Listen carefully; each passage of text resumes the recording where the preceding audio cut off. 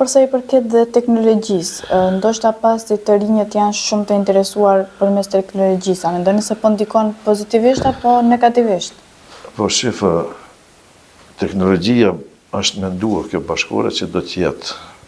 për pozitivisht, por sa kalon koha dëshmohet e kundërta, për shkak se tani mo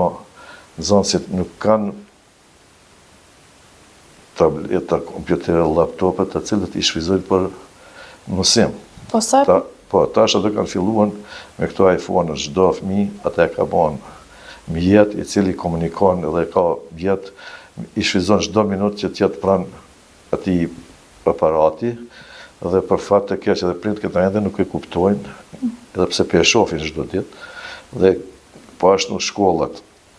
tani kanë lejuar kohën e fundit që ato bartën në për shkolla,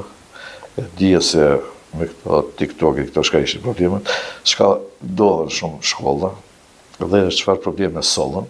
por nuk janë të gjithë formula se si të lirohen për këtyre,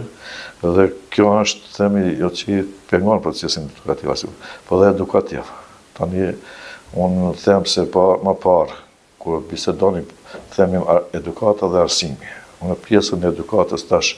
me paraqitjen e kësaj teknologjie, ato që përcjellin fëmijët në për ato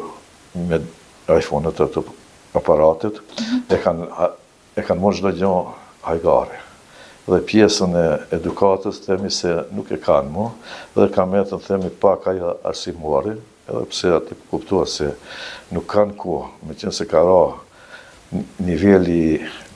i mësimit dhe thot sipas anketave që kohën e fundit i përcjellun, shohim se 37% të fëmijëve tani me sukses janë më të dobët se sa kanë qenë para 5 viteve apo 10 viteve. Edhe nëse shkon me këtë trend, do të ketë pasoja më të mëdha.